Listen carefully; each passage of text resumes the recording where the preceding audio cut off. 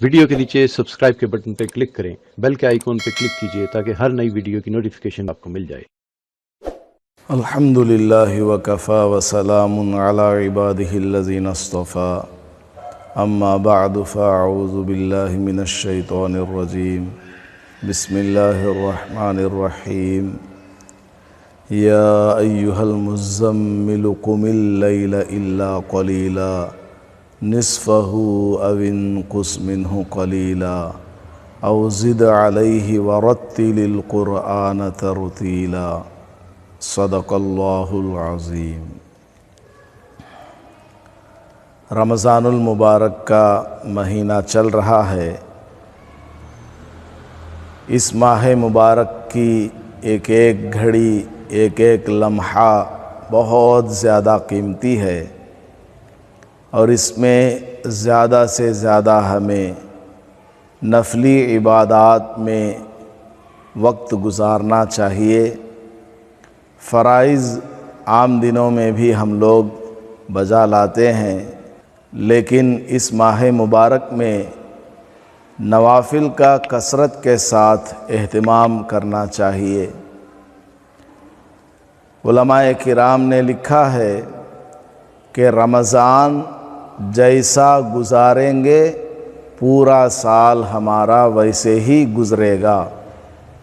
اگر ہم نے اس رمضان میں فرض عبادات کے ساتھ، واجب عبادات کے ساتھ، سنت مؤکدہ اور غیر مؤکدہ کے ساتھ کچھ نفلی عبادتوں کا بھی اہتمام کر لیا تو انشاءاللہ بہت زیادہ فائدہ ہوگا، اور اس کا اثر یہ ہوگا کہ رمضان گزر جانے کے بعد پورے سال ہمیں اس پر عمل کرنے کی توفیق ملے گی۔ اور رمضان میں جن نفل عبادتوں کا ہمیں معمول بنانا ہے وہ کیا کیا ہیں؟ ایک تو اشراق کی نماز ہے، جو فجر کی نماز کے بعد مکروہ وقت ختم ہونے کے بعد پڑھی جاتی ہے، اور ایک چاشت کی نماز ہے جو اشراق کا وقت ختم ہونے کے بعد سے لے کر زوال کے اندر پڑھی جاتی ہے، اور اسی طرح ایک اوابین کی نماز ہے جو مغرب کے بعد پڑھی جاتی ہے، اور اس کے علاوہ دن بھر کے دیگر نوافل ہیں، جیسے صلاۃ التوبہ ہے، صلاۃ الحاجت ہے، اور صلاۃ التسبیح ہے، اور اسی طرح تحیۃ المسجد ہے، اور تحیۃ الوضو ہے، اور اس کے علاوہ ایک خاص نماز ہے نماز تہجد۔ بہت سارے لوگوں نے تہجد کی نماز کے بارے میں سوال کیا ہے، ان کے جوابات میں آج آپ حضرات کے سامنے دینا چاہتا ہوں۔ چونکہ رمضان ہے اور رمضان میں نماز تہجد کا ہمیں بہت زیادہ اہتمام کرنا چاہیے۔ اللہ پاک عمل کی توفیق نصیب فرمائے۔ سب سے پہلا سوال تو نماز تہجد کے بارے میں یہ کیا گیا کہ اس کا وقت کون سا ہے؟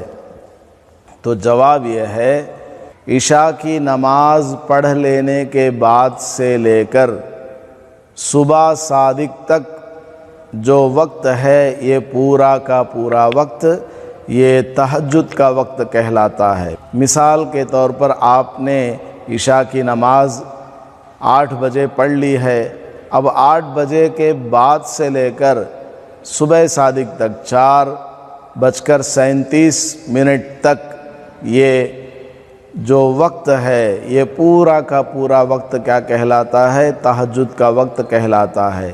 موسم کے اعتبار سے صبح صادق کا وقت بدلتا رہتا ہے، گرمی کا موسم ہے، سردی کا موسم ہے، پتجھڑ کا موسم ہے، تو موسم کے اعتبار سے تہجد کا وقت کبھی بڑھتا ہے، کبھی گھٹتا چلا جاتا ہے۔ آج کل کے حساب سے یعنی اپریل 2020 کے حساب سے میں بتا رہا ہوں کہ 4:37 تک آپ سحری کر سکتے ہیں، تو صبح صادق بھی 4:37 کے بعد ہوتی ہے، تو اس کے اندر تہجد کی نماز پڑھ لینا چاہیے۔ اور کب سے پڑھنا ہے؟ عشاء کی نماز کے بعد سے لے کر صبح صادق کے اندر اندر کبھی بھی تہجد کی نماز پڑھ سکتے ہیں۔ اب چونکہ ماہ رمضان ہے اس لیے عشاء کے بعد تو ہم 2 رکعت سنت پڑھ کر اور اس کے بعد تراویح کی 20 رکعت پڑھ کر پھر 3 رکعت وتر کی نماز پڑھتے ہیں، اور اس کے بعد میں ہمیں تہجد کی نماز پڑھنا ہے۔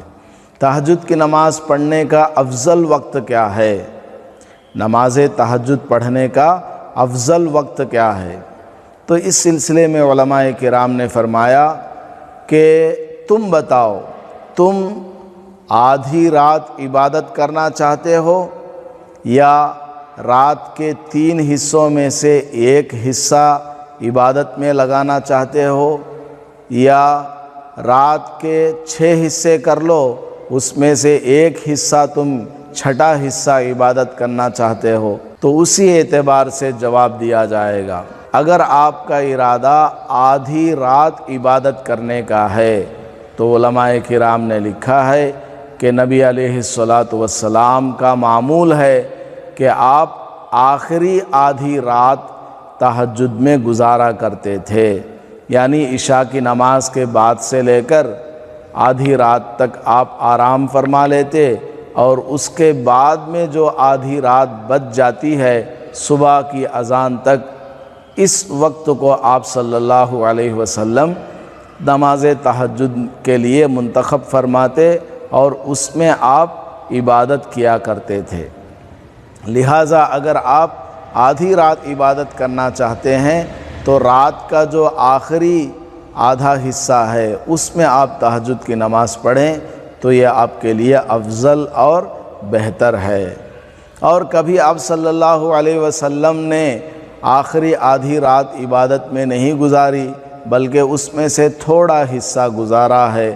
کبھی سفر میں تھک گئے یا آنکھ جو ہے دیر سے کھلی ہے، یا امت کو تعلیم دینے کے لیے آپ نے رات کا آدھا حصہ نہیں بلکہ تہائی حصہ، یعنی پوری رات کے 3 حصے بنا لیے، اس میں سے جو آخری تیسرا حصہ ہے، تہائی حصہ ہے، اس میں آپ نے عبادت فرمائی ہے۔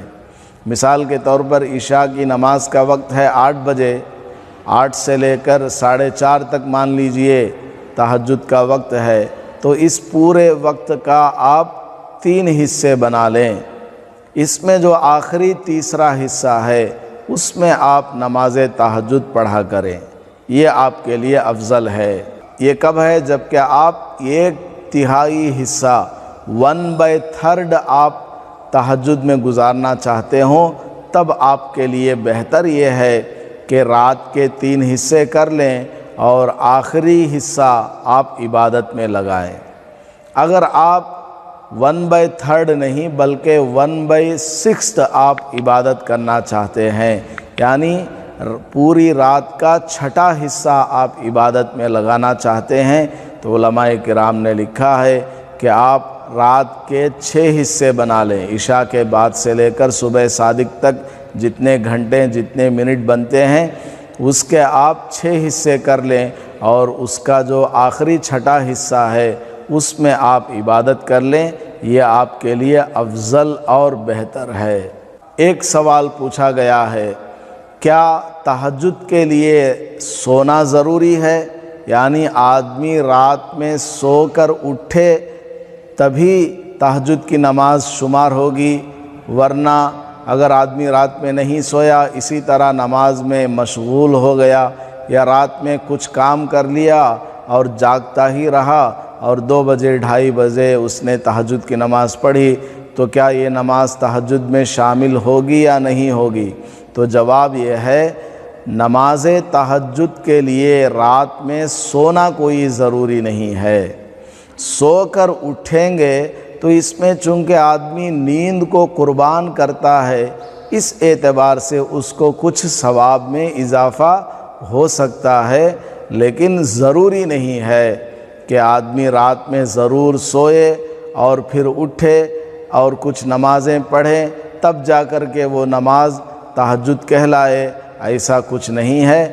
رات میں چاہے آپ سوئیں یا نہ سوئیں، اگر آپ نے عشاء کی نماز کے بعد سے لے کر فجر تک، یعنی فجر کی اذان کے اندر آپ نے اگر نفل نمازیں پڑھی ہیں تو وہ سب کے سب تہجد میں شمار ہو جائیں گی۔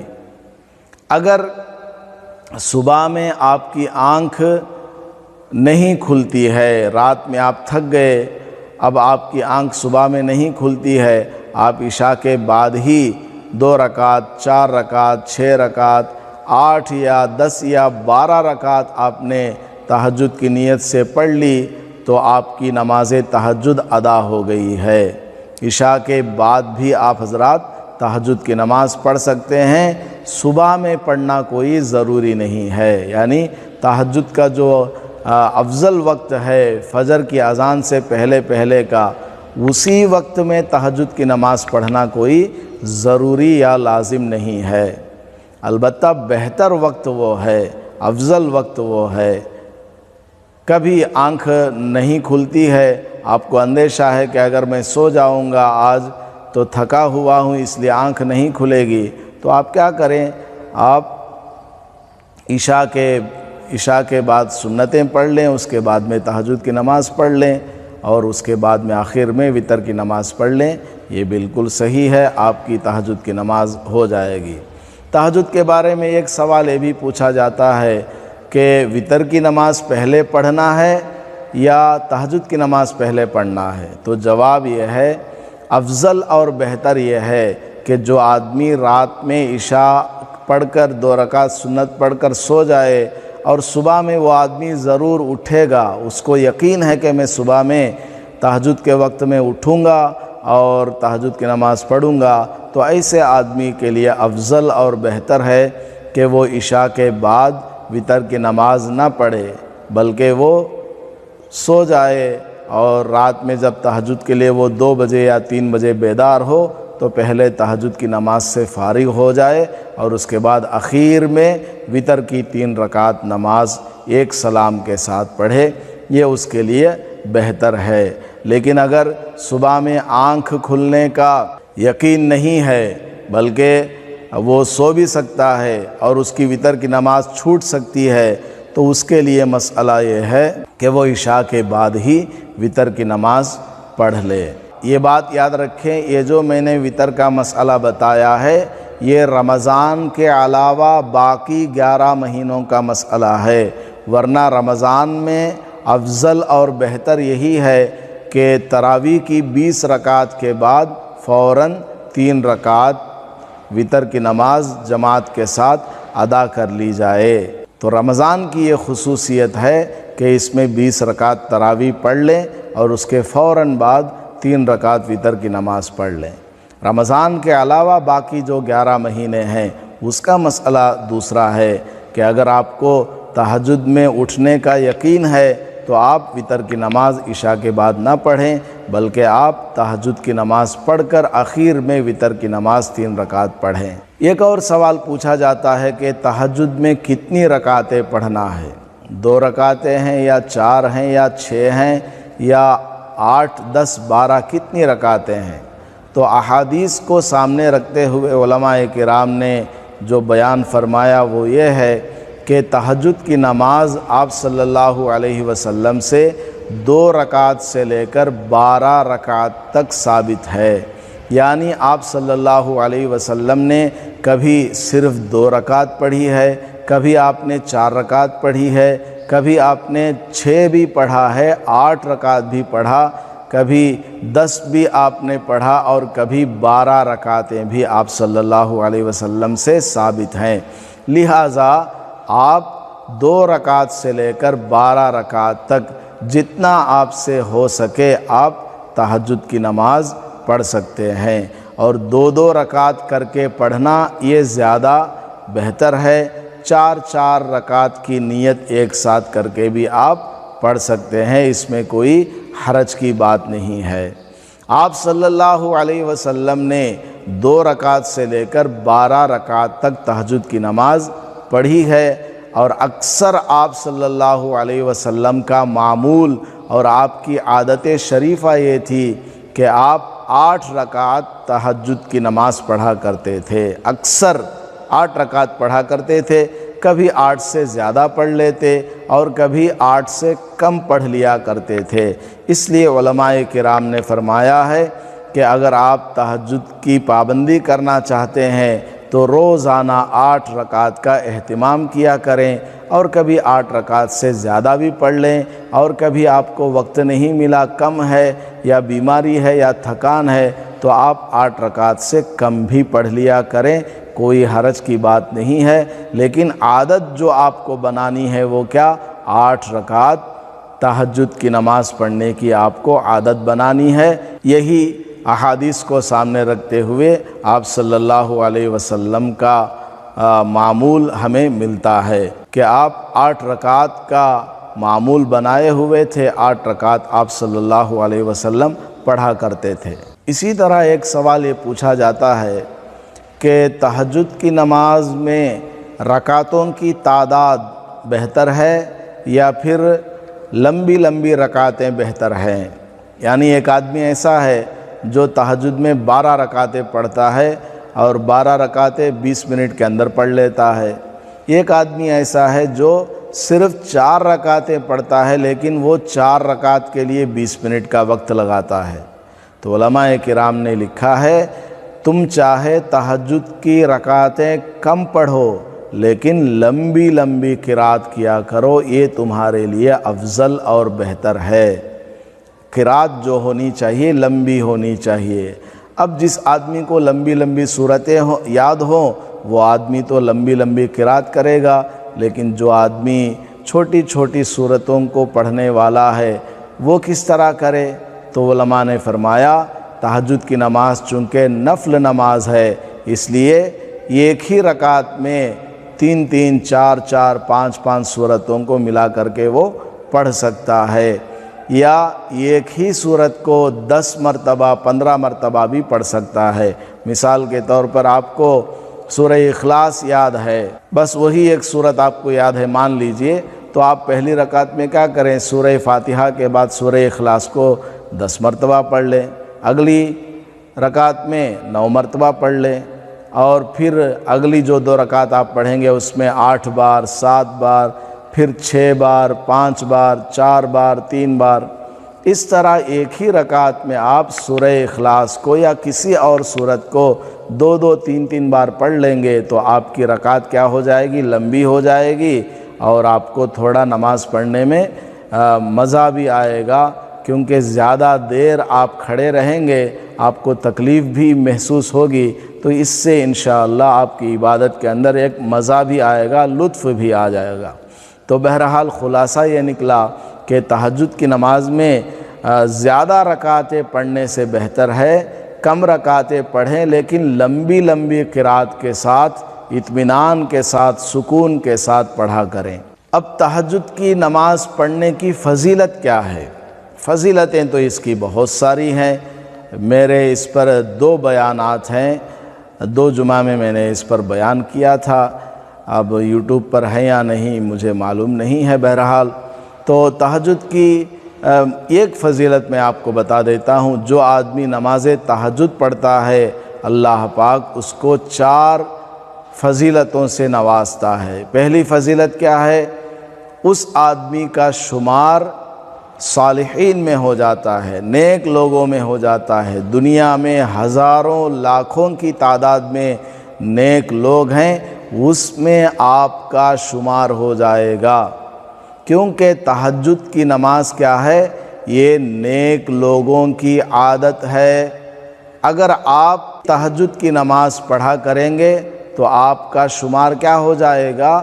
نیک لوگوں میں ہو جائے گا، کیونکہ جن لوگوں کا کام آپ کریں گے آپ کا شمار بھی انہی لوگوں میں سے ہو جائے گا، لہٰذا آپ تہجد کی نماز پڑھیں گے آپ کا شمار صالحین میں ہو جائے گا، نیک لوگوں میں ہو جائے گا، اور جب آپ کا شمار صالحین میں ہو جائے گا ایک اور خاص فضیلت آپ کو حاصل ہو جائے گی، وہ کیا ہے؟